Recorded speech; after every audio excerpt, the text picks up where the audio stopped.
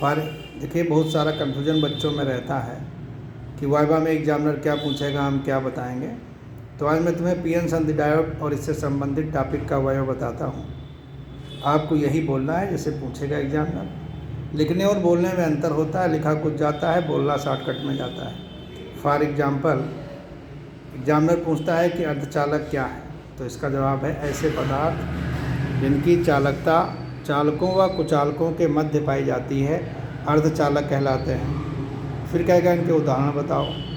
तो दो सर्वविदित अर्धचालक जर्मेनियम और सिलिकॉन है।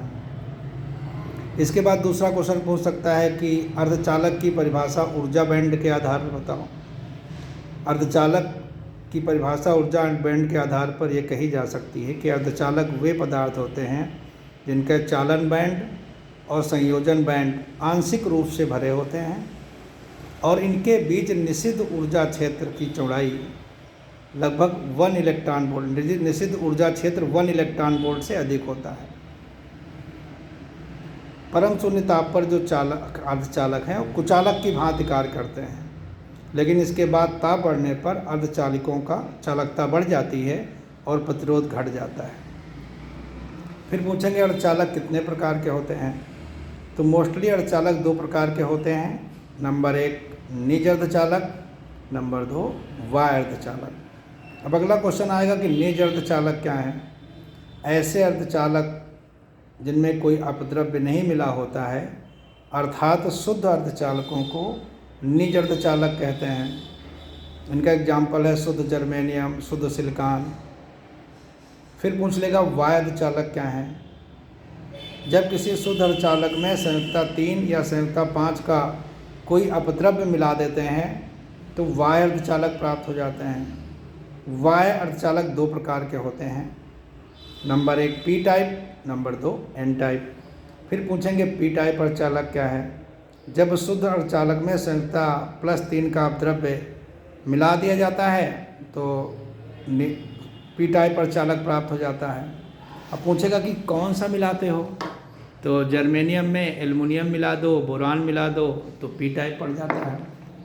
जब शुद्ध अर्धचालक में संयुक्ता 5 का अपद्रव्य मिला देते हैं तो एन टाइप अर्धचालक प्राप्त हो जाता है। फॉर एग्जांपल आर्सेनिक और फास्फोरस मिला दीजिए तो एन टाइप अर्धचालक प्राप्त हो जाएगा। पी टाइप अर्धचालक में मिलाए गए अपद्रव्य को ग्राही परमाणु कहते हैं। एन टाइप अर्धचालक में मिलाए गए अपद्रव्य को दाता परमाणु कहते हैं। पी टाइप अर्धचालक में बहुसंख्यक कोटर होते हैं, अल्पसंख्यक इलेक्ट्रॉन होते हैं। एन टाइप अर्धचालक में बहुसंख्यक इलेक्ट्रॉन होते हैं, अल्पसंख्यक कोटर होते हैं। पी टाइप अर्धचालक में वैद्युत प्रवाह के लिए कोटर जिम्मेदार हैं। एन टाइप अर्धचालक में वैद्युत प्रवाह के लिए इलेक्ट्रॉन जिम्मेदार है। फिर पूछता है कि पी टाइप अर्धचालक, एन टाइप अर्धचालक और निज अर्धचालक की वैद्युतीय गुण के आधार पर अंतर समझाइए। तो पी टाइप अर्धचालक, एन टाइप अर्धचालक की चालकता निज अर्धचालक से ज़्यादा होती है क्योंकि इसमें कोटरों या इलेक्ट्रॉनों की संख्या अधिक होती है। निज अर्धचालक में चालकता बहुत कम होती है, इसलिए इनका कोई व्यवहारिक उपयोग नहीं है, लेकिन पी टाइप और एन टाइप अर्धचालक का व्यवहारिक उपयोग है। फिर पूछेगा पीएन संधि डायोड क्या है। अगला क्वेश्चन आएगा पीएन संधि डायोड क्या है। तो इसका जवाब देना है पीएन संधि डायोड एक ऐसी मूल अर्धचालक युक्ति है जिसके एक भाग में ग्राही अपद्रव्यों की अधिकता और दूसरे भाग में दाता अपद्रव्यों की अधिकता होती है।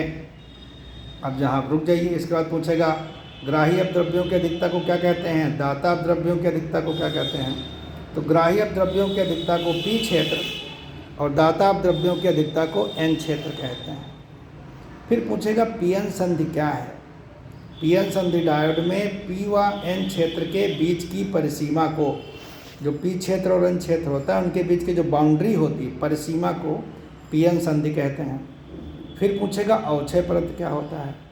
पीएन संधि डायोड में संधि के समीप ऐसी परत जिसमें चलनशील आवेश वाहक नहीं होते हैं अवक्षय परत कहलाती है।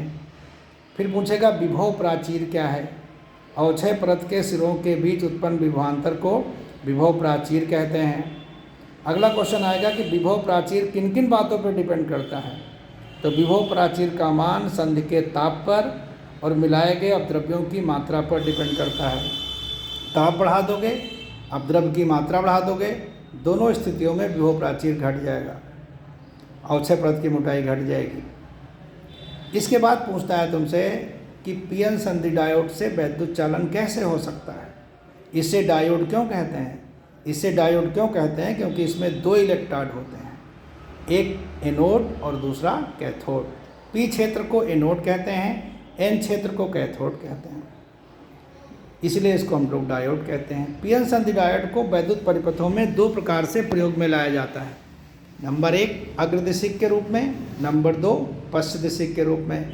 फिर वाइबम पूछेगा अग्रदिशिक क्या है, पश्चदिशिक क्या है, तो तुम कहोगे जब पीएन संधि डायोड के पी टाइप क्रिस्टल को एक बाह्य बैटरी के धन ध्रुव से और एन टाइप क्रिस्टल को एक बाह्य बैटरी के ऋण ध्रुव से जोड़ देते हैं तो पीएन संधि डायोड अग्रदिशिक परिपथ प्राप्त हो जाता है। अग्रदिशिक परिपथ में जब लगाया गया अग्र वोल्टेज विभव प्राचीर से कम रहता है तो उस दौरान सूक्ष्म धारा बहती है, लेकिन अग्र वोल्टेज के बाद वोल्टेज बढ़ाने पर धारा का मान साइमल्टेनियसली वोल्टेज के साथ बढ़ता जाता है। यही इसका व्यवहारिक उपयोग है। लेकिन पीएन संधि डायोड पश्चदिशिक परिपथ क्या होता है, जब पीएन संधि डायोड के पी टाइप क्रिस्टल को एक बाह्य बैटरी के ऋण ध्रुव से और एन टाइप क्रिस्टल को बाह्य बैटरी के धन ध्रुव से जोड़ते हैं तो पीएन संधि डायोड पश्चदिशिक परिपथ प्राप्त हो जाता है। पश्चदिशिक में अल्पसंख्यक वाहकों के कारण प्रारंभ में सूक्ष्म अल्प धारा बहती है, लेकिन भंजक विभवांतर के बाद भंजक विभवांतर से अधिक पश्च वोल्टेज बढ़ाने पर धारा का मान एकाएक बहुत बढ़ जाता है। यही पश्चदिशिक परिपथ में इसका उपयोग है। भंजक वोल्टेज क्या होता है, एवलांस भंजक क्या होता है, ये समझिए। पीएन संधि डायोड के पश्चदिशिक परिपथ में वह विशेष पश्च वोल्टेज जिस पर पश्च धारा का मान एकाएक बहुत बढ़ जाता है एवलांस भंजन कहलाता है, और इस विशेष पश्च वोल्टेज को भंजक विभवांतर कहते हैं। इस एवलांस भंजन और भंजक विभवांतर का मान भी संधि डायोड के ताप और डोपिंग की गई या मिलाए गए अपद्रव्य की मात्रा पर निर्भर करता है। तो इसलिए हम पीएन संधि डायोड को दोनों तरीके से यूज कर सकते हैं, अग्रदिशिक के रूप में, पश्चदिशिक के रूप में।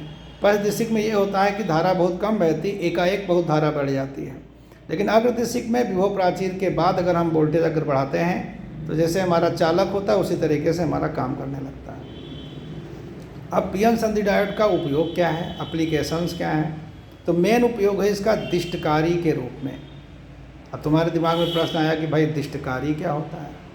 दिष्टकारी एक ऐसी युक्ति है जो प्रत्यावर्ती धारा को दिष्ट धारा में बदलती है। अब तुमसे एग्जामिनर पूछेगा भाई प्रत्यावर्ती धारा क्या है, दिष्ट धारा क्या है। ऐसी धारा जिसका परिमाण समय के साथ बदलता रहता है, अपने एक आधे चक्र में एक दिशा में और दूसरे आधे चक्र में विपरीत दिशा में बहती है, प्रत्यावर्ती धारा कहलाती है। प्रत्यावर्ती धारा की आवृत्ति 0 से अधिक कोई भी हो सकती है, लेकिन जो हमारे घरों में प्रत्यावर्ती धारा प्रवाहित होती है उसकी आवृत्ति 50 हर्ट्ज होती है। अब दिष्ट धारा क्या होती है, ऐसी धारा जिसकी दिशा और परिमाण नियत रहता है दिष्ट धारा कहलाती है। दिष्ट धारा की आवृत्ति 0 होती है।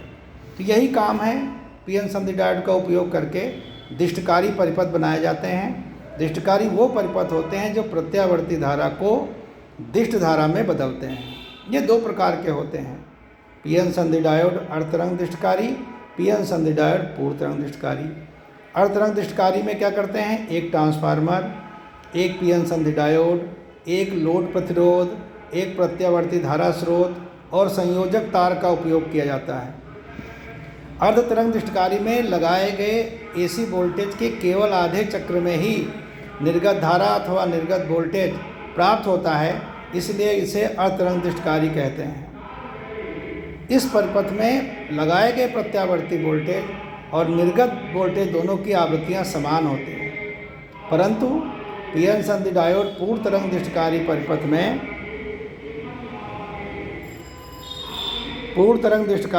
में दो पीएन संधि डायोड, एक ट्रांसफार्मर, एक लोड प्रतिरोध और प्रत्यावर्ती धारा स्रोत लेते हैं। इसे पूर्ण तरंग दिष्टकारी परिपथ इसलिए कहते हैं कि आरोपित प्रत्यावर्ती वोल्टेज के दोनों आधे चक्रों में निर्गत धारा अथवा निर्गत वोल्टेज प्राप्त होता है। यही कारण है इसे पूर्ण तरंग दृष्टिकारी परिपथ कहते हैं। इसमें निवेशी वोल्टेज की जो आवृत्ति अगर f है तो निर्गत वोल्टेज की आवृत्ति इसकी दोगुनी यानी 2f होगी, ये ध्यान रखें। इसमें हमने हर जगह ट्रांसफार्मर का यूज किया है। तो प्रश्न आता है कि ट्रांसफार्मर क्या है, वाइवा में एग्जामिनर पूछता है ट्रांसफार्मर क्या है। तो ट्रांसफार्मर एक ऐसी युक्ति है जो निम्न विभव वाली प्रबल धारा को उच्च विभव वाली निर्बल धारा में अथवा उच्च विभव वाली निर्बल धारा को निम्न विभव वाली प्रबल धारा में बदलती है। हाँ।